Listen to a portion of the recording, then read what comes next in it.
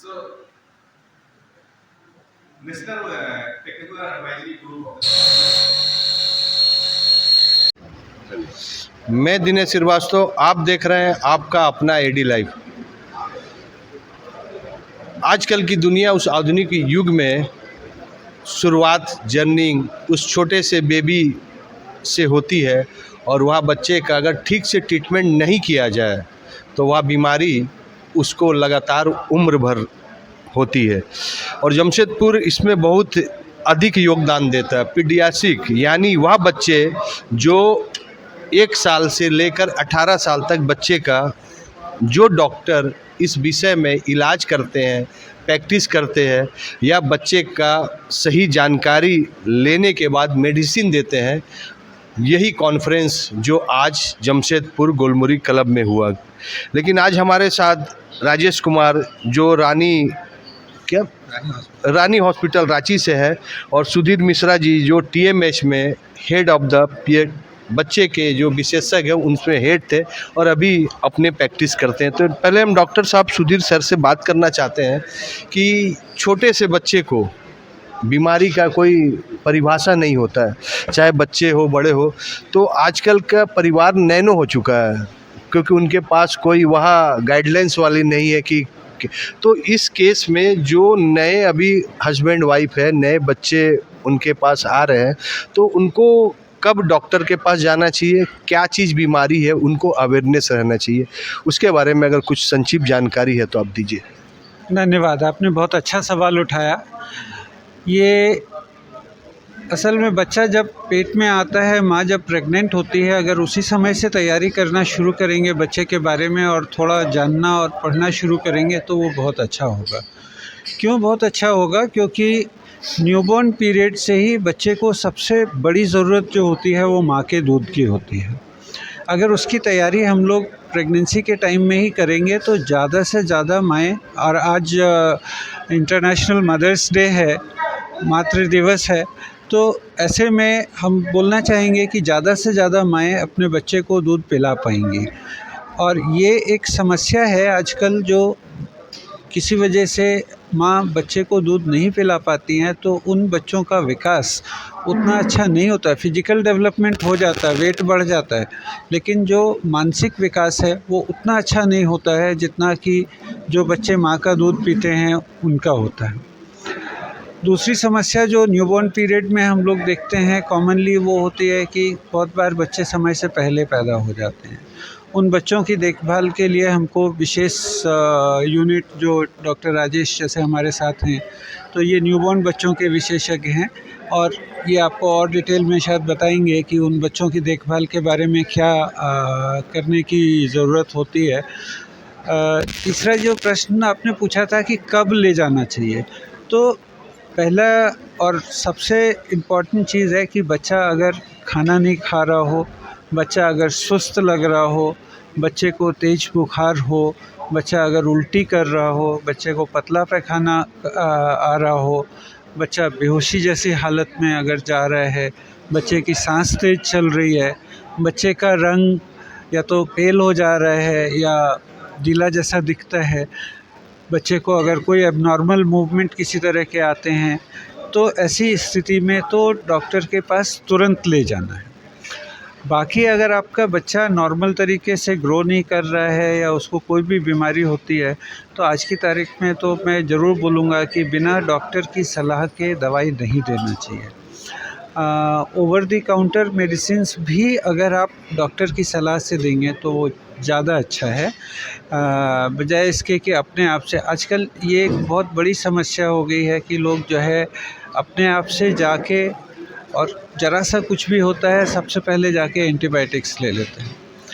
Antibiotics लेने के बहुत सारे नुकसान होते हैं जो बच्चे को लॉन्ग टर्म में होते हैं। मतलब तुरंत आपको कुछ नहीं पता चलेगा, लेकिन लंबे समय में बच्चे की जो आते हैं उनमें जो नॉर्मल बैक्टीरिया ग्रो करना चाहिए उनकी ग्रोथ कम हो जाती है और उसकी वजह से बहुत सारी समस्याएं आती हैं।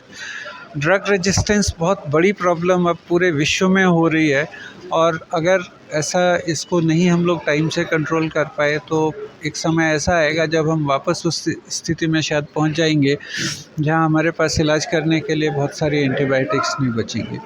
तो वो खैर समस्या अलग है, लेकिन जो बच्चे को नुकसान होता है वो ज़्यादा बड़ी समस्या है। ज़्यादातर बुखार, ज़्यादातर सर्दी खांसी के मरीज़, ज़्यादातर डायरिया के मरीज़, इनको एंटीबायोटिक्स की ज़रूरत नहीं होती है। तो प्लीज़ एंटीबायोटिक्स कम से कम अपने आप से नहीं लें। बुखार की दवाई ले लें, उल्टी की दवाई ले लें, ORS पाउडर ले लें, वो ठीक है, वो अच्छा है, उतना करिए और उसके बाद डॉक्टर के पास लेके जाइए। डॉक्टर साहब ने बहुत अच्छा किया कि आप अपने बच्चे के लिए खुद डॉक्टर मत बनिए, सबसे पहले वह सबक है। और बच्चे का अगर थोड़ा सा भी जो सिस्टम बताया है तो वो सिस्टम में ध्यान दीजिए और डॉक्टर से कंसल्ट कीजिए। ज़रूरी नहीं है कि आप डॉक्टर के पास फिजिकल लेके आए, आजकल तो मोबाइल के माध्यम से, वीडियो कॉन्फ्रेंसिंग के माध्यम से, व्हाट्सअप के माध्यम से आप जान सकते हैं। डॉक्टर साहब, एक जमशेदपुर की एक बहुत बड़ी समस्या है। कल तक हम लोग जिस समय बच्चे थे तो हम लोग को भूख लगता था, हम लोग खेलते थे और जिसके कारण हाइट बहुत अच्छा रहता था जमशेदपुर का। लेकिन अब वो वाला चीज़ मतलब सपना हो गया, बच्चे का हाइट रुक गया है। तो यह बहुत बड़ा मतलब कारण है कि शहर की बच्चे का हाइट अगर नहीं उठेगा तो हमें लगता है कि वह उसकी भविष्य की जो अपॉर्चुनिटी है वह भी लॉक होता है और एक तो जेनेटिक एक तो बीमारी के ऊपर हम लोग जा रहे हैं। तो क्या सर इसमें डाइट और क्या कुछ सलाह है तो आप दीजिए। हाइट रुक गया है बच्चों का, ऐसा कहना पता नहीं कहाँ तक उचित है, लेकिन फिज़िकल एक्टिविटी जो खेलना है और व्यायाम है ये रुक गया है। ये असल समस्या है। असल समस्या है क्योंकि आजकल बच्चे जैसे थोड़े बड़े होते हैं, स्कूल में भर्ती भी नहीं होते हैं उससे पहले ट्यूशन शुरू हो जाता है। 2 साल का बच्चा, 2.5 साल का बच्चा, उसको ट्यूशन भेजने लगते हैं। दूसरी समस्या है कि मोबाइल और टीवी और लैपटॉप जो आ गए हैं तो आजकल पेरेंट्स के पास एक बहुत आसान तरीका हो गया है कि बच्चा अगर परेशान कर रहा है थोड़ा सा तो उसको मोबाइल पकड़ा दीजिए, वो मोबाइल में वीडियो देखता रहेगा। अब मोबाइल में वीडियो देखिए, हम लोगों को समझना पड़ेगा कि बच्चे का मानसिक विकास जो होता है वो आदान प्रदान से होता है। मतलब आदान प्रदान का मतलब है मेरा कि 2 वे इंटरेक्शन जब होता है, माँ बाप के साथ जब बच्चा बात करता है, खेलता है और माँ बाप के साथ या और दूसरे घर में जो लोग हैं या पड़ोस में जो लोग हैं दूसरे बच्चों के साथ खेलता है, तो उसमें बच्चे का मानसिक विकास होता है। मोबाइल में 1 वे कम्युनिकेशन होता है, बच्चा सिर्फ सुन रहा है, बच्चा कुछ बोल नहीं रहा है, बच्चा कुछ रिएक्ट नहीं कर रहा है। तो इसकी वजह से ऑटिज़म की बीमारी बढ़ रही है और ये बच्चे के मानसिक विकास में सबसे बड़ी बाधा है। फिजिकल में भी तो सर आ रहा हूँ उस पे। दूसरी समस्या क्या है कि फ़िज़िकल एक्टिविटी नहीं होने की वजह से बच्चे खाना तो खाते रहते हैं लेकिन खर्चा नहीं होता है, तो उसके वजह से जो ओबेसिटी की समस्या बढ़ गई है। अभी हमारे देश में जो सरकार ने सर्वे कराया, NFHS 5 सर्वे हुआ 2021 में, उसमें ये देखा गया कि हमारे यहाँ अब लगभग 5% बच्चे, और ये ग्रामीण और शहरी दोनों इलाकों की को मिला के है, ग्रामीण इलाकों में कम है तो नेचुरली शहरों में 5% से भी ज़्यादा है, बच्चे जो है ऑलरेडी ओबीज़ हैं। Obese mean sir? ओबीज़ का मतलब जिनका वज़न ज़्यादा, मोटे हैं। तो ये मोटापा जो है वो बचपन से शुरू हो जा रहा है। पहले तो हम लोग देखते थे जब बड़े हो जाते थे लोग काम खेलना बंद कर देते थे, खाली अपने काम में जुटे रहेंगे, तब लोग मोटे होते थे। अभी ये मोटापा बचपन से शुरू हो रहा है और इसकी एक बहुत बड़ी वजह है जो शारीरिक खेल के जगह मोबाइल, कंप्यूटर, टीवी में खेलना, और दूसरी बड़ी वजह है जंक फूड खाना। जंक फूड हम लोग क्या बोलते हैं, जो शुगर स्वीटेंड बेवरेजेस हैं, जैसे पैक्ड फ्रूट जूस है, कोल्ड ड्रिंक्स आते हैं, चिप्स है, कुरकुरे, इस तरह की जो चीज़ें हैं जो बच्चे खाते हैं, आइसक्रीम खाते हैं, केक बहुत ज़्यादा खाते हैं, पिज़्ज़ा, बर्गर, इन चीज़ों में इतनी ज़्यादा कैलोरीज़ होती हैं जो बच्चे खर्च नहीं कर पाते हैं और उसके वजह से वज़न बढ़ता जाता है। अब वज़न बढ़ने के ख़राब असर तो सबको पता है कि जो लोग ज़्यादा जिनका वज़न होता है उनको ब्लड प्रेशर ज़्यादा होता है, उनको डायबिटीज़ ज़्यादा होती है, फिर इन दोनों की वजह से हार्ट की प्रॉब्लम्स ज़्यादा होती हैं। फिज़िकल कैपेसिटी कम हो जाती है, मतलब शारीरिक काम करने की क्षमता कम हो जाती है। तो ये सारे जो साइड इफ़ेक्ट्स होते हैं और जिनके वजह से फिर बीमारियां बढ़ती हैं, और ये अडल्ट लाइफ की बीमारियां हैं, लेकिन ये इनकी शुरुआत होती है बचपन से। तो अगर हम लोग बचपन से ख्याल नहीं रखेंगे और बच्चे का खान पान ठीक नहीं करेंगे, बच्चे को शारीरिक व्यायाम नहीं मिलेगा, तो ये सारी बीमारियां बचपन से ही शुरू होके, इनकी जड़ बचपन में ही होती है और ये बड़े होके बाद में, जब आदमी, आजकल आप देख रहे हैं बहुत सारे लोगों को 35 साल 40 साल की उम्र में हार्ट अटैक हो रहे हैं, ठीक है। बहुत सारी सडन डेथ्स आप देखते हैं उस एज में जाके हो रही हैं। कहीं ना कहीं उनमें इस तरह की चीज़ों का योगदान है जिसकी तरफ हमको ध्यान देना पड़ेगा। तो मेरा संदेश यही है कि आप बच्चे को ट्यूशन पढ़ाने नहीं भेजें। आजकल सब माँ बाप इस लायक होते हैं कि वो कम से कम क्लास 1 to 5 तक, 10 तक नहीं भी तो 7th 8th तक अपने बच्चों को खुद पढ़ा सकते हैं घर में। लेकिन अगर ट्यूशन पढ़ाने भेजना भी है तो उसके बीच में कम से कम 1 घंटा शारीरिक व्यायाम के लिए निकालें। कहीं ना कहीं बच्चे को खेलने के लिए भेजें। दूसरे बच्चों के साथ में खेलना बहुत ज़रूरी होता है बच्चों के लिए, और ये शायद खाने के बाद बच्चे के लिए सबसे ज़रूरी है, पढ़ाई से भी ज़्यादा ज़रूरी है, मैं बोलूँगा। डॉक्टर साहब ने बहुत अच्छा जानकारी दिया। राजेश सर, छोटे बच्चे हैं, क्योंकि बहुत क्रिटिकल होता है बच्चे को, ना वो अपने किसी भी चीज़ से उसको खाली जज करके ही ट्रीटमेंट किया जाता है, बहुत मतलब ये मतलब आसान नहीं है। तो भारतीय और हमारे झारखंड के जो बच्चे हैं, किस टाइप की बीमारी उसको औसतन दिखाया जा रहा है, मिल रहा है, जिसके लिए पेरेंट्स को जागरूकता की बहुत अधिक ज़रूरत है? देखिए, हम तो शुरू करेंगे न्यू बॉर्न बेबी से। और जो न्यू बॉर्न बेबी जो सबसे अधिक प्रॉब्लम अभी चल रही है कि बच्चा रोता नहीं है जन्म के समय, समझ गए। डिलीवरी करा लिए आप, घर में कभी घर में करा लिए या फिर ऐसे जगह करा लिए जहाँ पूरी सुविधाएं नहीं थी। अब बच्चा रोया नहीं, और फिर रोया नहीं तो उसके कारण जो ऑक्सीजन जाना चाहिए, ब्लड जो जाना चाहिए आपको ब्रेन में, वो नहीं जा पाता है, और उसके कारण उसका ब्रेन में अफेक्ट करता है। और फिर उसके बाद बच्चे को उठा के आप बड़े हॉस्पिटल ले गए। एक बार ऐसा हो गया तो फिर उसका इलाज करना तो मुश्किल होता है, और कभी कभी ये परमानेंट डैमेज हो जाता है। तो पहला कारण, सबसे बड़ा कारण ये है। तो मेरा जो संदेश रहेगा कि आप ऐसी जगह डिलीवरी कराएं जहाँ की आपको न्यूबॉर्न का एक्सपीरियंस, नहीं न्यूबॉर्न का डॉक्टर भी अवेलेबल हो, वहाँ न्यूबॉर्न का बच्चे का डॉक्टर अवेलेबल हो, कि अगर डिलीवरी के टाइम उसकी ज़रूरत पड़े तो वो आके देख ले। और ज़्यादा अच्छा रहे कि डिलीवरी के टाइम ही वो रहे।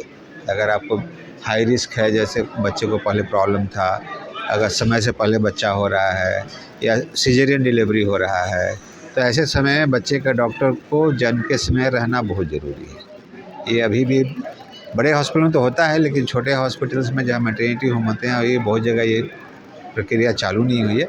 इसलिए अगर कभी भी लगे कि बच्चे को तकलीफ़ हो सकती है जन्म के बाद, तो बच्चे का डॉक्टर को रहना ज़रूरी है वहाँ पे। ये बहुत बड़ा चीज़ है।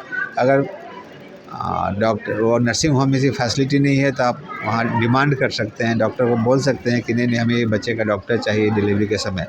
ऐसा करने पे उनको भी आदत होगी, उनको भी, हॉस्पिटल वालों को ही पता लगेगा कि हाँ, बच्चे का डॉक्टर का रहना ज़रूरी है डिलीवरी के समय। ये सबसे ज़्यादा ज़रूरी है।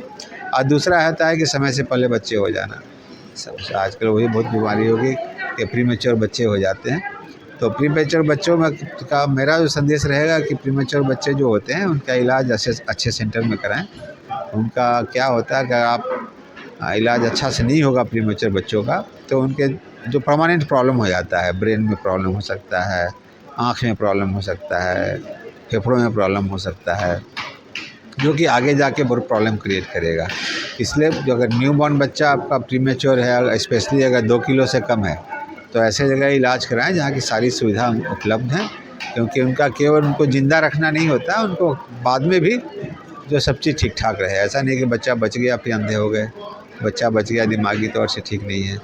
तो जहाँ भी, जैसे सरकार का भी बहुत जगह सारे डिस्ट्रिक्ट हॉस्पिटल में SNCU हैं, वहाँ करा सकते हैं, प्राइवेट सेटअप हैं जो वहाँ करा सकते हैं। लेकिन वही है कि सारी सुविधाएं हों और डॉक्टर्स 24 आवर्स ड्यूटी पर हों, तो ऐसे जगह उनका इलाज कराना चाहिए। सर एक चीज़ पूछना चाहते हैं कि बच्चे स्वस्थ पैदा हो और जच्चा और बच्चा दोनों में किसी प्रकार का मेडिकल दुर्घटना होने की संभावना कम रहे, उसके लिए सर माँ को और बच्चे मतलब प्रेग्नेंट लेडी को क्या क्या चीज़ के लिए 9 महीना के पहले जब से माँ गर्भ में धारण करती है तो उनको तैयारी कर लेना चाहिए? देखिए, सबसे पहला है कि आपको कम से कम 4 बार प्रेगनेंसी के समय जाके डॉक्टर से मिलना है, कम से कम 4। जो वर्ल्ड हेल्थ ऑर्गेनाइजेशन है वो तो 8 बार बोलती है कि 8 बार दिखाइए। सो कभी भी जो माँ का लगता है पीरियड मिस हो गया, पीरियड मिस हो जाएगा तब सबसे बड़ा कारण होता है कि प्रेगनेंसी है।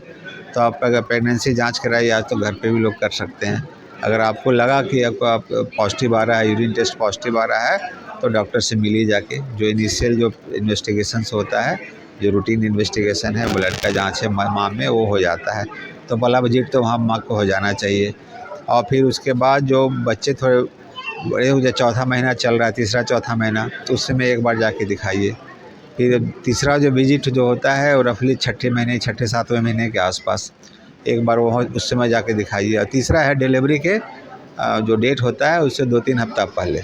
ये 4 विजिट तो सबसे कंपलसरी है, समझ गए ना। और अगर अल्ट्रासाउंड कराने के लिए बोलती हैं गायनेकोलॉजिस्ट, तो अल्ट्रासाउंड भी कराइए, क्योंकि उसका अपना रोल है पता करने के लिए क्या बीमारी है। ऐसा नहीं कि डॉक्टर बेकार का अल्ट्रासाउंड करा रहा है। तो क्योंकि अगर तीसरे चौथे महीने में जाते हैं तो उसमें पता करते हैं कि बच्चे के पेट में तो कोई गड़बड़ी, बच्चा बना ठीक से है, बच्चे के हार्ट में दिक्कत तो नहीं है, बच्चे के फेफड़े में दिक्कत तो नहीं है, बच्चे के पेट में दिक्कत तो नहीं है, ब्रेन में दिक्कत तो नहीं है, वो सब पता करते हैं। बाद के अल्ट्रासाउंड से ग्रोथ के लिए करते हैं।